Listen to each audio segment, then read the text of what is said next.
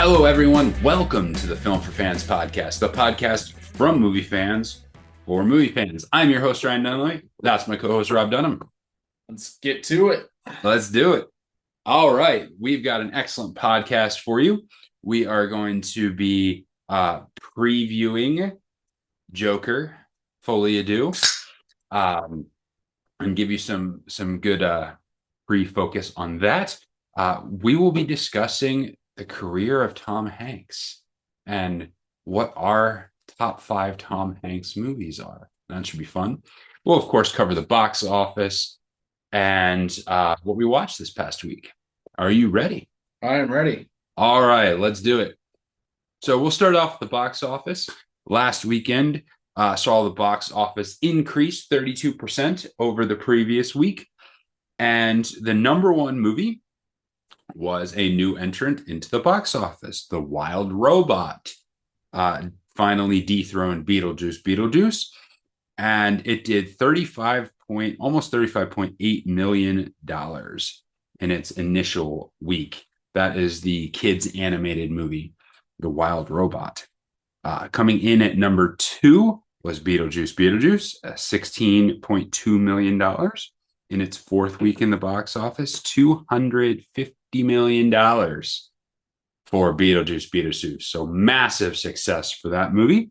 Transformers 1 in its 2nd week in the box office did $9.1 million, total of $39 million for Transformers 1. Not what they were hoping for. Not what they were hoping for sure.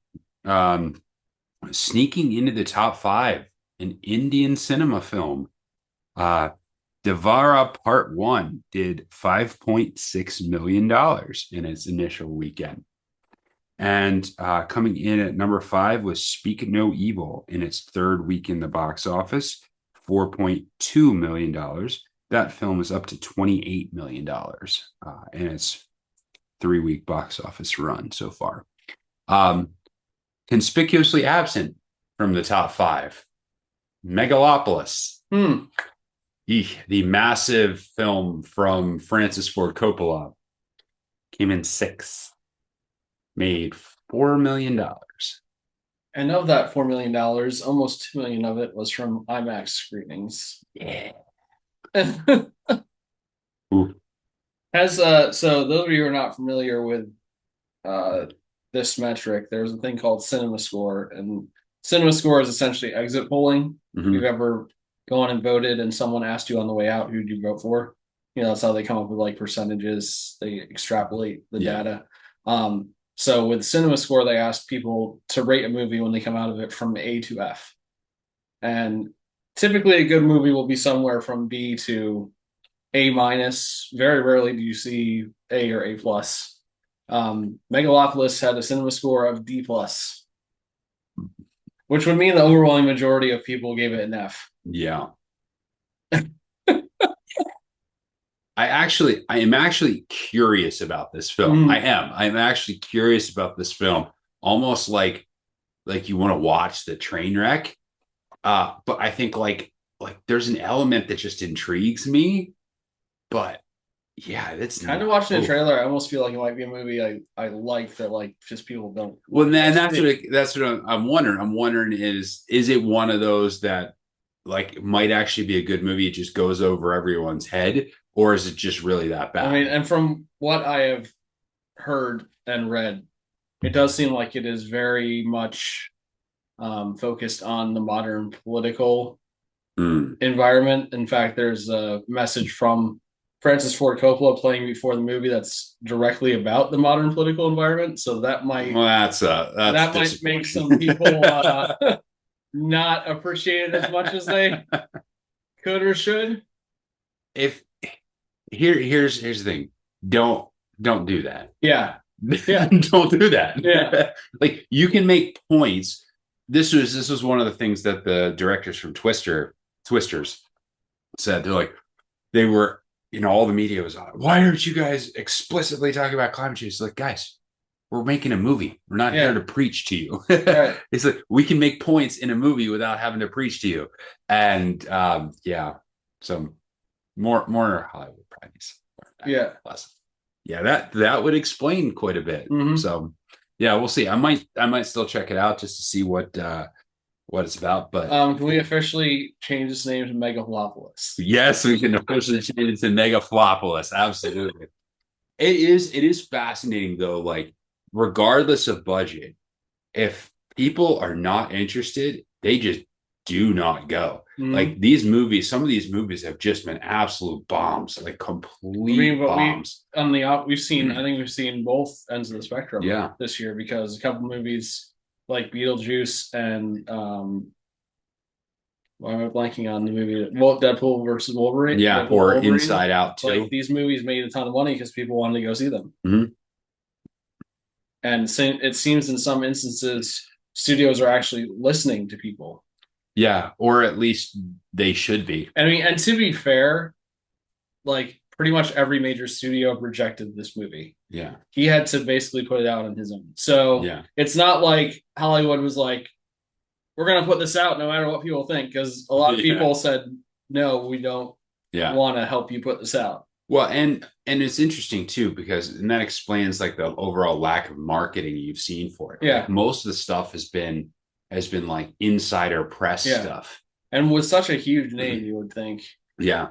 So that also makes me think of another thing, that this is related to Francis Ford Coppola's name, and how Hollywood will either accentuate or hide someone's name based on what they want you to think about a movie that's coming out. So you see this a lot when movies say like, from the studio that brought you, and they list like 5 really good movies, and you're like, it's like, why are they doing that? Like trust us, the studio's good.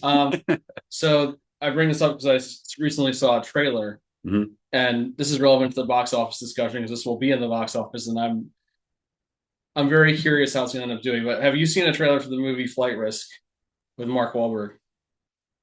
It's coming out early next year. Mark Wahlberg and Topher Grace. Yes.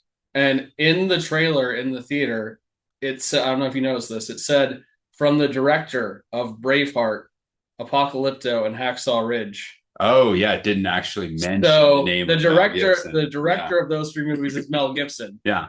They never mention his name once in the trailer. They don't even show it like at the end of the trailer. Yeah. So it's very fascinating to me, is like 20 years ago, they would have advertised this movie by saying from Mel Gibson. Yes. But like, because of the stuff he's been through, like we just say from the director of. We've seen this with M. Night movies too. Yes, because at first, like his first couple movies, it was like big bold, an M. Night Shyamalan movie. Yeah. And then afterwards it was like not even his name. I mean, I would have to go back and double check, but I know for a fact I did not know he directed Split before I saw Split. So I think that was right in that period. It was either not marketed whatsoever, or they hit it very well, because I didn't even know until the extra scene after the movie that it was his movie. And since he's kind of settled in at about an average director level, they're back putting his name on movies again. So yeah, it's really interesting, and it's relevant for the box office just because.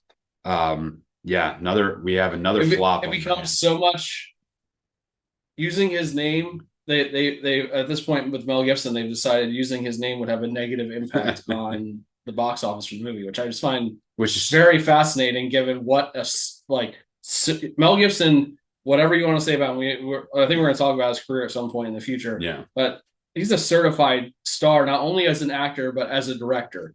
Speaking of this, did you know he has a movie coming out this weekend? I did not.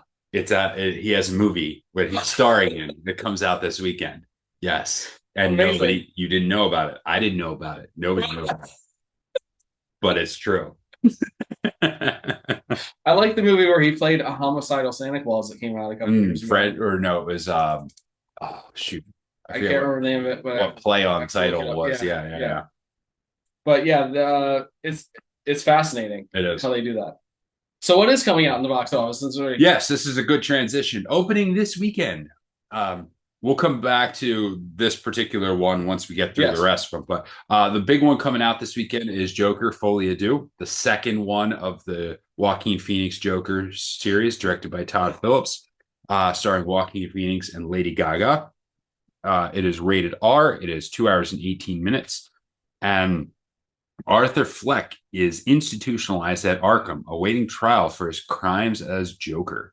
While struggling with his dual identity, Arthur not only stumbles upon true love, but also finds the music that's always been inside him. Interesting. So, yes, this has a very significant musical element to it. I would classify it as a musical in that regard. Some people might not. It's musical in the way that La La Land is musical, not musical as in the way of like Singing in the Rain or something like that. But highly anticipated debut or sequel is the right word. So that's Joker Folie, big one coming out this weekend. Next one coming out, Monster Summer, PG-13, an hour and 37 minutes. When a mysterious force begins disrupting their big summer fun, Noah and his friends team up with a retired police detective to embark on a monstrous adventure to save their island. Starring Mel Gibson and Mason Thames. Third up, The Outrun, rated R, an hour and 58 minutes. After living life on the edge in London, Rona attempts to come to terms with her troubled past. Hoping to heal, she returns to the wild beauty of Scotland's Orkney Islands, where she grew up. This stars Saoirse Ronan and Saskia Reeves. And the final new movie for this weekend is White Bird, PG-13, 2 hours.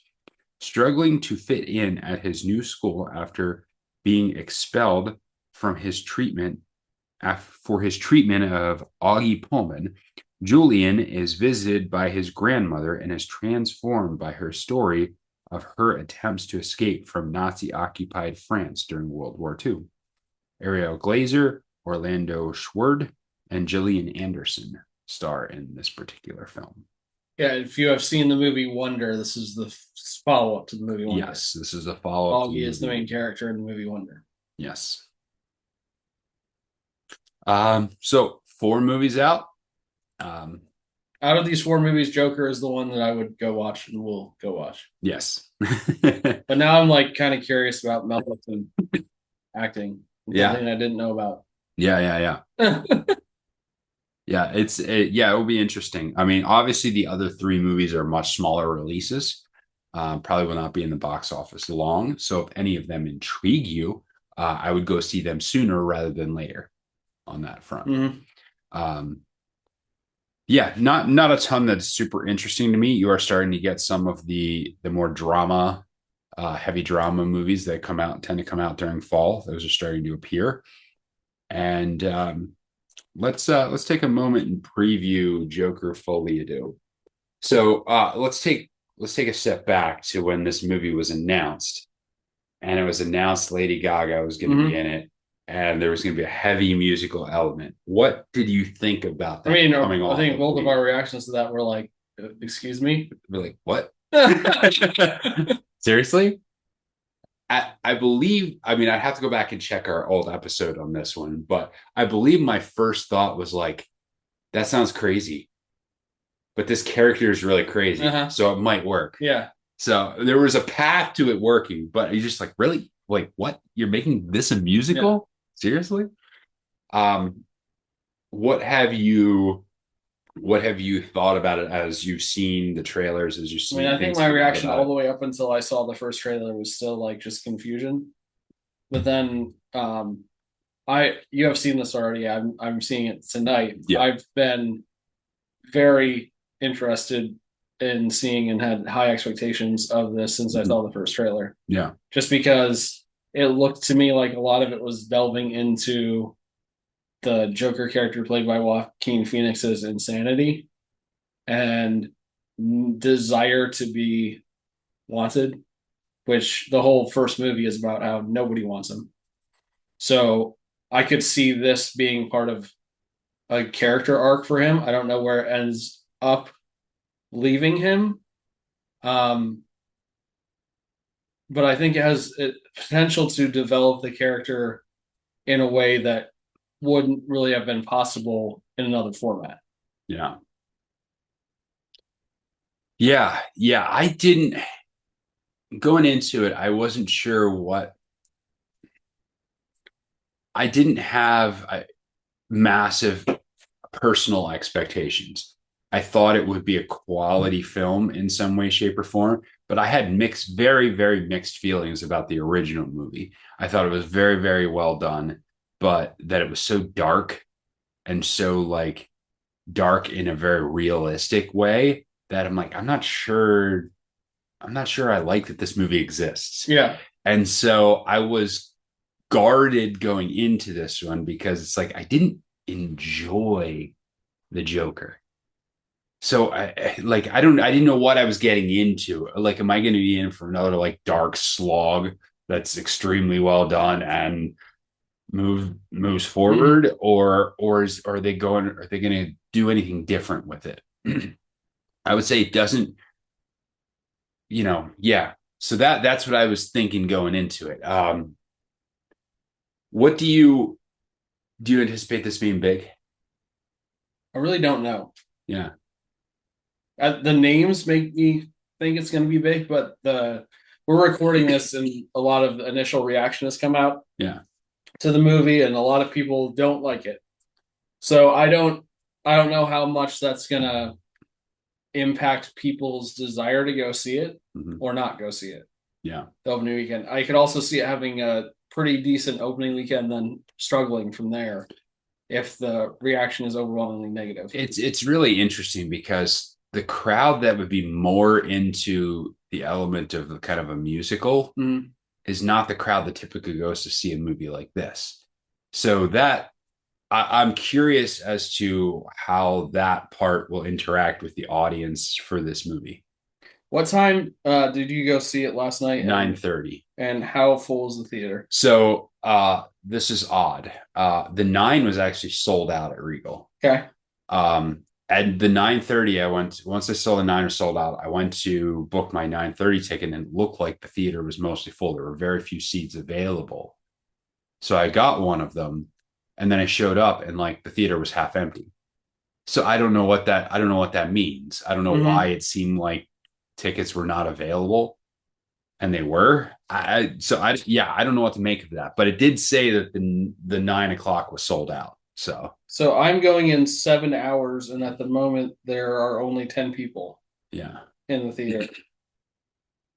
That doesn't necessarily mean anything when it comes to how many will end up being there. But I also looking at the Regal Manor, which is in Lancaster, the 2 o'clock and 5:30, they are already sold out. Okay. So afternoon showing sold out. That's pretty impressive. Regal and Manor is showing it like, especially in the evening, they're showing it like every half hour. Like from 8 o'clock on, it's showing for every half hour. So they put a lot of shows out for it. I think it's going to do well initially. We'll see if it has any staying power or longevity based on whether or not people like the movie. I think people are intrigued with it because the first one did have was a discussion worthy film for sure.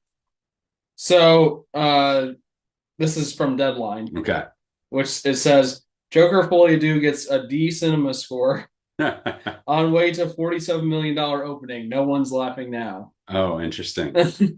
See, I wonder if that movie, I wonder what the final number is going to come out because the anecdotal evidence of like cinema crowd sizes and sold out shows would seem to indicate a bigger number than 47 million. Yeah. So yeah. But yeah, it seems like people are not really loving it so far. Yeah, it's interesting. So Lady Gaga did come out with an album on Friday, so a couple days ago, or yesterday, that is tied directly to the movie. She's actually singing songs as the Harley Quinn character. I don't know what her name in the movie is. It's not Harley Quinn, but yeah, it's Lee something. Okay. So she put out this basically a concept album as the character singing like 30s and 40s jazz standard songs, and I'm guessing some of them feature in the movie. It's that is a genre that features very heavily. Yeah. I really like the album. so far. It came out last Friday, actually. I listened to it a lot of times. Um, I'm just a fan of that And genre of that music. genre suits her voice very well. And it really accentuates her I voice. also think that that genre fits, or that time period of music fits what I would imagine going through his head as like the guy who's trying to get the girl and like all this stuff. So in a weird twisted way, I could see that being like the perfect kind of music Yeah. for this movie. I can also see that being reacted to negatively by people because they're just gonna be like, why are they using this lame music? Yeah, and it would be interesting to see once you get it as to what the actual reasons the people who don't like it, why they don't like it. Because I can give you like when we do an eventual breakdown, probably next week, we'll do a full review of it. I can give you why the weaknesses I thought there were in the film. But I'd be curious as to were people reacting because they didn't like the musical element, they didn't like the music itself, they didn't like the story, they didn't like where they took the characters. I would be curious to figure that out. Yeah, for sure. Anything else on Joker Folie you do? No. Okay. Like I said, once Rob gets a chance to see that, we will come back with a full breakdown probably on next week's episode of Joker Folie Do. All right, let's move on to our discussion. And for this one, we're going to do this occasionally is we'll pick an actor that's had a relatively prolific career, and we will give you our thoughts on their best films. And the first one we decided to tackle in this endeavor is Tom Hanks. Tom Hanks has had a career from the early 80s. So we're talking a 40 plus year career in Hollywood already.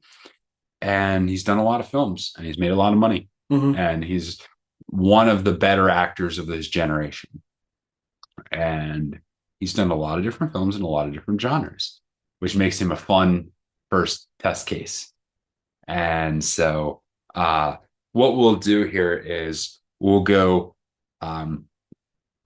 we're going to do a top 5 and then we'll do some honorable mentions. So why don't we have each of us will give our full honorable mentions list first, and then we'll go alternate based on 5 and up.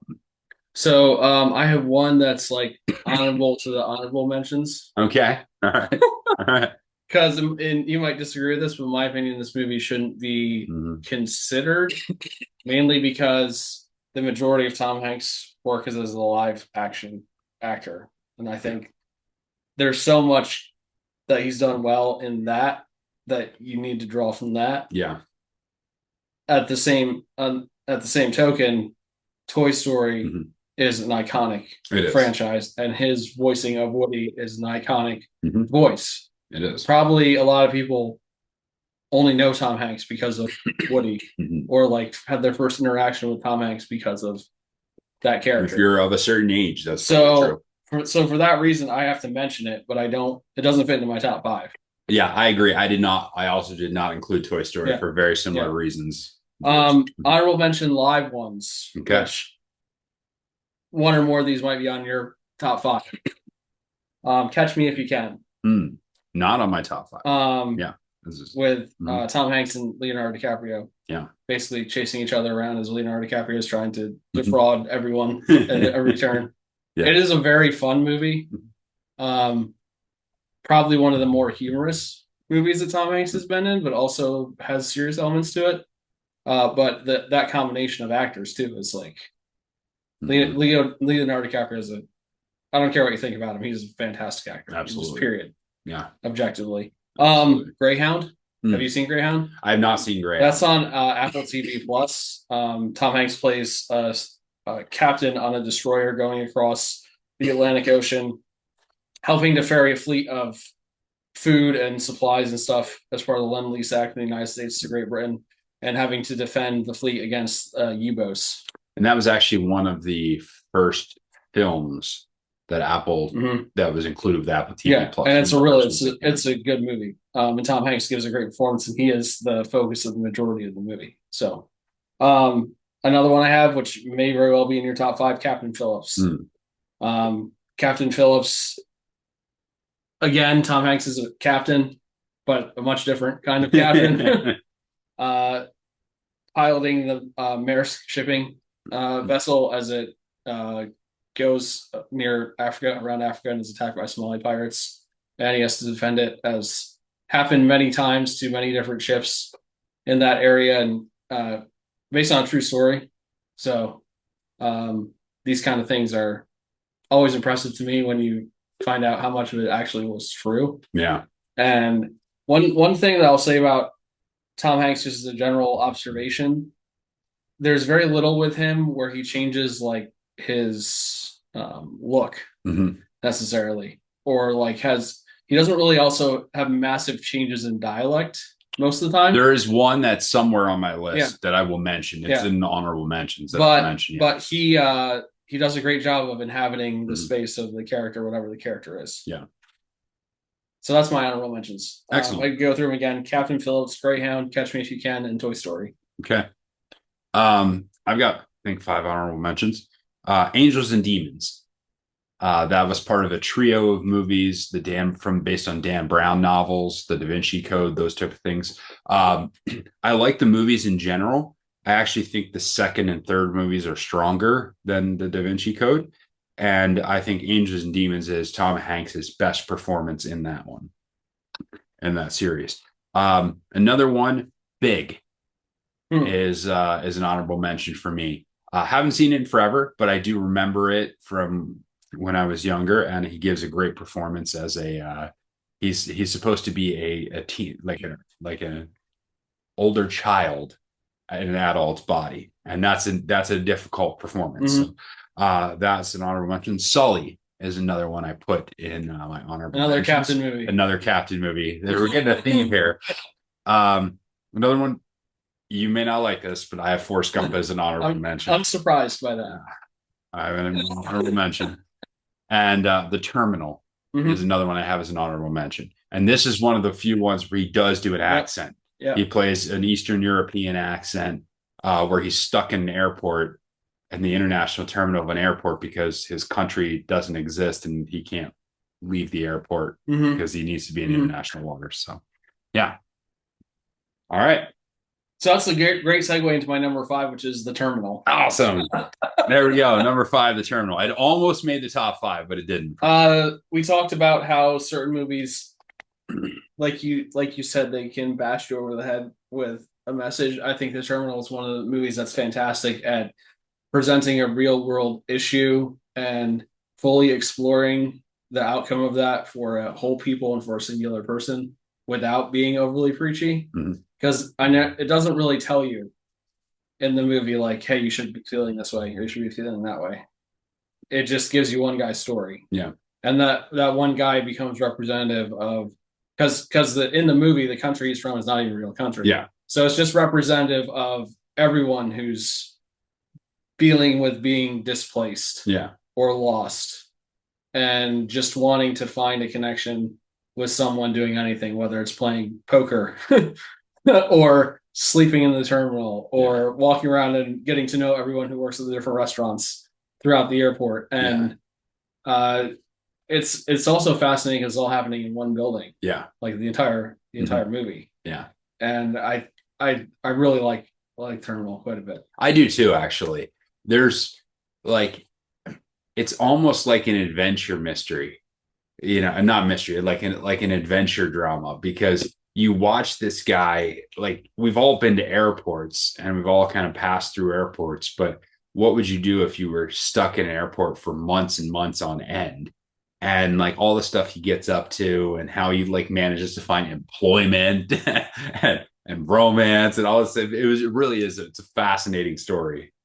I really like it, for sure. Number 5 for me was You've Got Mail. Tom Hanks has done a number of romantic comedies, and this, I think, is one of the best. Mid-90s, very very antiquated premise, but it's got a little nostalgia to it on that front. But a good solid romantic comedy is all about the performances of the leads and the chemistry they have together. And this is Meg Ryan and Tom Hanks, who've done a couple of romantic comedies together. But I thought Tom Hanks's performance is excellent in this movie. Mm-hmm.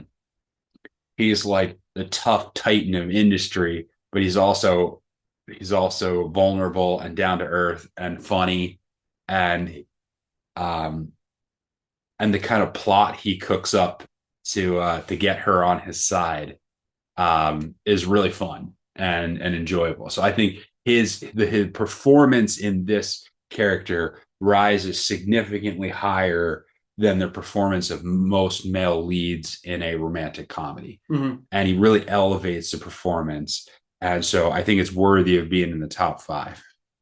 All right, my number 4 is Philadelphia. Okay. Which I could see a lot of people not loving. It's very slow paced. It's very much a drama. However, it is also a movie for which Tom Hanks won the Academy Award for Best Actor. So to me, I have to have it in the top 5.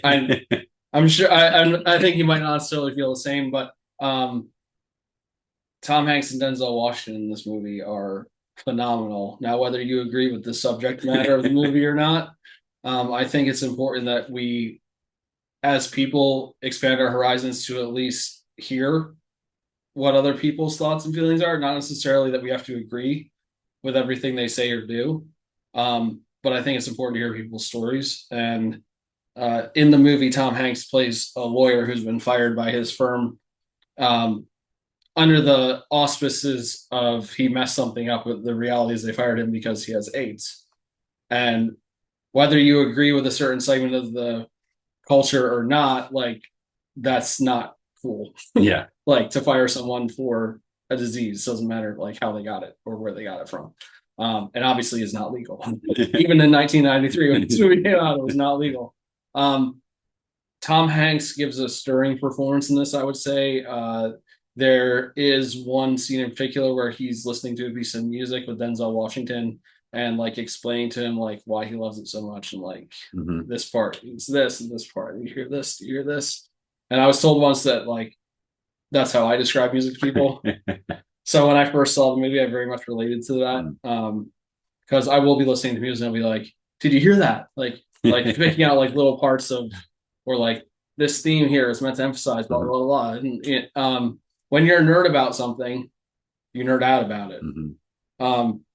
And the thing I like about this movie is that it brings across the message that no matter where we are, what our struggles are, we're all human beings. And I think that's something we lose sight of a lot of the time in our culture, no matter what side of things you're on.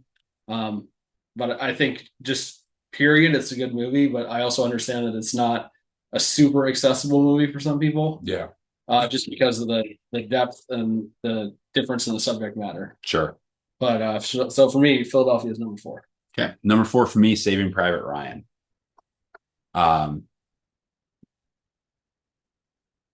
It's interesting because while the character is about Saving Private Ryan, it's about Tom Hanks.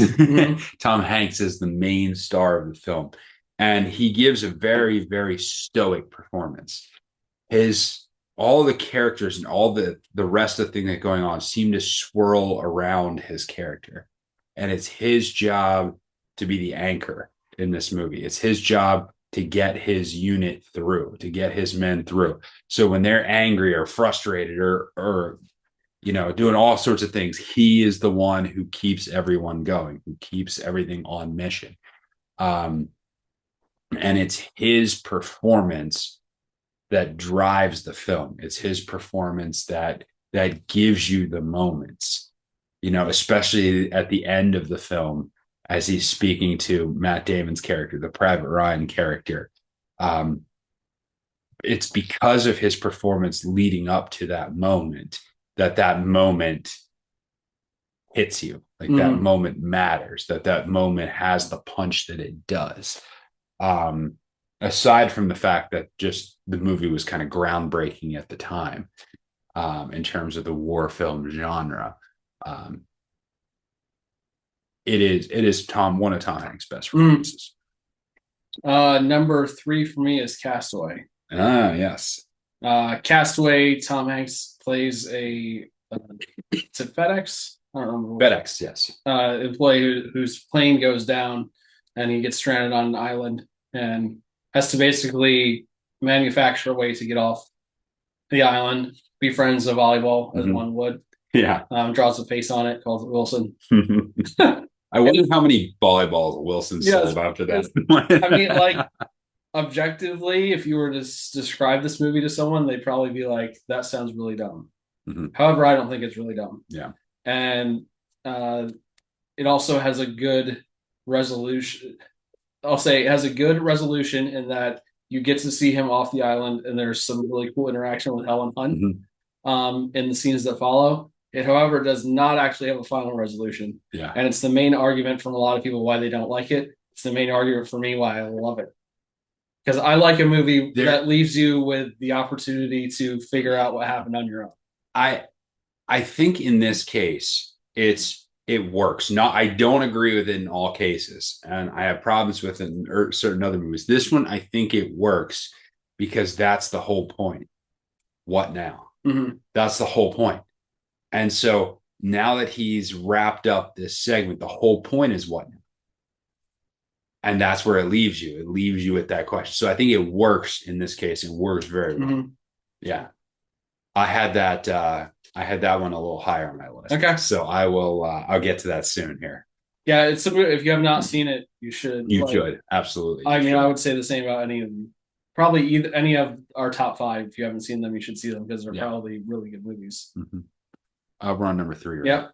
Number 3 for me was Bridge of Spies. Love this movie. It's an incredible movie. And again, made by Tom Hanks' performance. I am a sucker for Cold War films. Yeah. And so when this one came out, I was amazed at how good the performances were. Tom Hanks plays a lawyer who ends up defending a Russian spy and takes it a lot farther than anyone thought he should even. But as a result of that defense, that gets him in a place where he ends up having to negotiate prisoner exchanges in East Germany. And the way his character is very unflappable and very idealistic, but not in an unrealistic way. He's an embodiment of a statesman and ambassador. And despite being, a kind of a soft-spoken guy, he knows how to read situations. He knows how to negotiate. He knows how to use leverage, and he keeps a good head about him. And so the performance is just really top notch. I mean, it speaks to Tom Hanks, like Bridge of Spies, Saving Private Ryan, Road to Perdition. Yeah, like movies that I like. All of them didn't make my top 9. It's got a lot of good movies, which is why this was fun. Yeah. Because some of the times we end up with like the same top 5, but maybe a slightly different order. Yeah. This one, we have a whole crop of different movies in there. What do you got for me? I love Cold War movies too. And it's just seeing things behind the curtain, metaphorically and physically. Yeah. Number 2 for me is Forrest Gump. The reason why it's number 2 and not number 1 is I feel like just number 1 is better overall performance, but number 1 and number 2 have a lot in common with each other. It's a little sneak. Number 1's one of my. It's in my top 10 all time. It's probably my top 5 all time if I sit down and make the list. However, Forrest Gump is and was a groundbreaking movie in that just told the story of this one guy throughout a long period of time. And a lot of movies we don't see that kind of work done. And Tom Hanks does a fantastic job of playing this character from in a young man, 20s young man, all the way through, his 40s and 50s. And he gets up to all kinds of shenanigans. He plays football for Alabama. He plays ping pong with Richard Nixon. Just the list of things that he does is he goes to Vietnam to fight in war. He helps his his captain in Vietnam recuperate and get some ice cream. Like this movie, honestly, is a fever dream, but put on film. Mm-hmm. And I understand why it's in honorable mentions. I understand why some people it wouldn't even be in the honorable mentions. For me, it's one of my favorite performances he's ever. Yeah, I'm probably in the minority of people who place it lower just because I don't love the film and never have loved the film. And that's just a personal preference more so than it is a reflection of Hank's performance. Yeah, because however, despite that, the fact that it made your honorable mentions speaks to what you just said, that it was a great performance, regardless of what you feel about the movie. For sure. Subjectively. Yes. What's your number 2? My number 2, I said, was Castaway. So I don't have to rehash everything about this, but the only way a movie like Castaway works is if you have an incredibly strong lead performance, because he's the only actor. He's the only thing. There's no soundtrack when he's on the island. There's no nothing. It's him. And you have to care about him. You have to care about what he's going through. And he has to carry both sides of a dialogue. You know, he has to tell you what he's doing and show you what he's doing in a way that seems real, in a way that seems engaging, in a way that seems emotional. It's really, really interesting. As a footnote, he gained 30 pounds and then took a year, or maybe it was even more than that. It might have been 50 or something like that. Then they took a year off for him to lose the weight and grow his hair out. Meanwhile, the director took the entire crew and went and filmed What Lies Beneath in the year while they were taking off for this film, and then came back and filmed the rest of the film. So there's a very clear break in the two, because you see him early in the film and then it cuts to a couple years later. And so I'm always admire actors who go to that levels to play a role and to do that. Jared Leto's done that a number. Christian Bale as well. Christian Bale is another one who's done that. Just an incredible performance and a really interesting, well done movie. Yeah. All right, number 1. Number 1 for me will not be a surprise to Ryan if you listen to the podcast. Probably not a surprise to you if you've been paying attention. Cloud Atlas. Tom Hanks, which to me is one of not only his best performance for me, it's one of the best performances I've ever seen in the movie, because he plays about 10 different people. He does. And they're all different. He plays an Irish crime novelist, plays a retired guy trying to escape a nursing home. He plays a racist slave trader. Yeah. He plays an Aboriginal guy. He plays an Aboriginal guy in the future. Like the amount of, I can't even imagine the amount of effort that went into this movie, not only for him but for everyone involved in it, because almost every main person in this movie plays at least 5 people. Yeah. Hugo Weaving, Tom Hanks, Halle Berry, Hugh Grant are all playing multiple people in this movie. James Broadbent is also in this. Jim Sturgis is in this. And the thing that makes the movie so good for me is that pretty much across the board, all those people are good actors.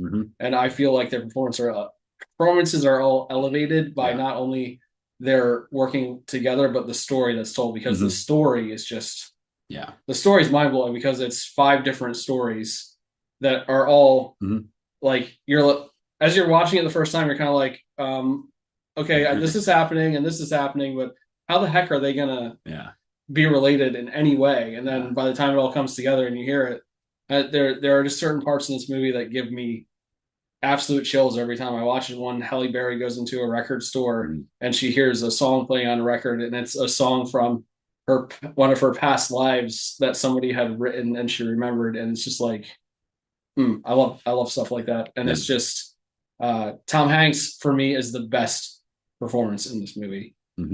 So Cloud Atlas is my number 1. I have no issue with that. The reason why it ends up not making my list is simply because of what you said earlier. There were so many good performances, and because it's such an ensemble cast, though you might be right that Hanks' performance is the best of them, it doesn't like he doesn't rise up to the very top. When I think about that movie, I think about so much more than just Hanks. So that's the only reason why I'm not. But that is not remotely to drop his performance, because he was excellent, absolutely excellent in that. And if you've never watched the movie, by the time you get to the end of the movie, you'll be like, "Oh wow!" Yeah, Like the last 5 minutes or so of the movie are just such a mind blowing moment when you realize what's actually happening. yeah, it's really interesting. Yeah, yeah, it's a very different movie for sure. My number one's Apollo 13. Love Apollo 13.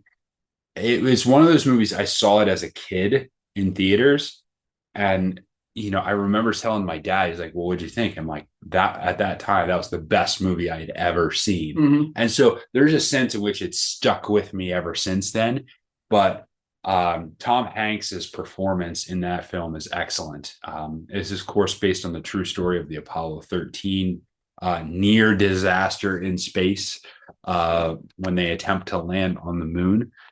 And he plays Jim Lovell, who's the mission commander of that film. And Excuse me. Sorry. the again playing in that captain kind of role, and he has that gravitas to it, but the performance is very real and very genuine, as he's immensely competent, but he's also you get to see his emotional side, you get to see his stability, you get to see his instability at times, and just navigating an epic disaster and trying to do the best you can to get your crew home while dealing with the disappointment of not actually getting to go to the moon is really well done. Especially the fact, like, they had to, like, it was incredibly difficult to film because they filmed in weightlessness. So they had to use what they call the vomit comet a lot, and they had to, the scenes were cut short in order to be able to do it all in weightlessness. So have to act in that kind of environment is incredibly challenging. And the film is amazing. I think Hanks's performance is amazing, and this film has always stood out to me for what Tom Hanks can bring to a role, and so that's why it's my number one. Houston, we have a problem. Houston, we have a problem. Movies about the space program in general are fascinating to me because there is a depth in every success that happened built on a lot of loss and a lot of failure. Yeah. There's a lot of tragedy in the space program, and some Fly Me to the Moon, which came out recently with Channing Tatum, explored some of that because he played the mission commander for the first Apollo mission, which ended up with the capsule igniting and all the astronauts burning to death inside, basically. And the fact that they pushed through that to get to the point where they actually made it to the moon. Yeah. And then what happens after that, and how far do you push the boundary? Yeah. And Apollo 13 does a great job telling that story. Yeah. When you're trying to do things that have never been done in the history of humanity before, you're out on the edge, you're out on the limbs, and what you do is incredibly dangerous. And both the courage that it takes and the determination to persist is incredible. So, yeah, that's our discussion of Tom Hanks. Now, maybe you have a different list of your favorite Tom Hanks movies. Let us know. And I'm glad we had a lot of different movies on there. I thought we would. Yeah, yeah. So that's really cool. Tom Hanks is a good place to start. Yeah. All right. So we'll conclude real quickly with our watch list, movies we watched over the last week. So I think I may have mentioned that I saw Never Let Go with Halle Berry the last time I recorded, and I said it was the worst horror movie I'd seen all year. I saw a worse one. So lasted a week, man. Never Let Go. I said I gave it a 1.5 stars, and the extra half stars for the 2 9-year-old actors who tried their best. I saw a movie called Bagman. Yes. 1 star. And my overall review of this movie is the scariest thing about it is that someone thought it should exist. I don't. Since none of you are going to go watch it, and you really shouldn't, I'll just tell you that apparently there's this mythical creature / maybe a real person who comes around and steals kids and zips them up into a bag and steals their soul. But he only goes after good kids. So I guess your motivation is be as bad as possible, because if you're good, the bagman's going to come and get you. And the kid who grows up to be terrified of the bagman sounds like he's got the perfect American accent, and his dad somehow has an accent that sounds like he still lives in Ireland. And I'm like, I don't know how you go from that to that in one generation. I don't really think that's the thing. Just one of lots of things that are wrong about this movie. So don't watch Bagman. You can put it in the bag, just like you can let go, never let go. I also did go see The Wild Robot. The Wild Robot is very good. It is not as good as I had hoped it would be. Okay. I mean, I had super high expectations for it based on what I had seen and the art style. I don't really necessarily have anything bad to say about it. I just thought it could have been better, and I can't really tell you why. Maybe I just didn't have the emotional impact on me that I thought it would. I did tear up a little bit at the very end, the last scene of the movie. I would say it is a very good family movie to go to if you have kids of movie going age. The Wild Robot is a good movie to go see with all of them, and it does a good job of talking about getting to know people who are different from you and trying to accept them and pushing through your own personal limitations when it looks like you will not have the opportunity to get where you want to go. I would say is the main overarching theme of the movie. But The Wild Robot was really good. Excellent. So I would recommend it. Good. I watched Joker Folie, Deux, and I will just give you a couple brief thoughts, and then I'll save the rest of it for when we do our full breakdown next week. I liked it better than I liked the first one. Maybe I'll turn out to be one of the few. I don't know. I liked it because even though while it was dark, it was not as dark as the previous film was. And so that would be the primary reason why I liked it better.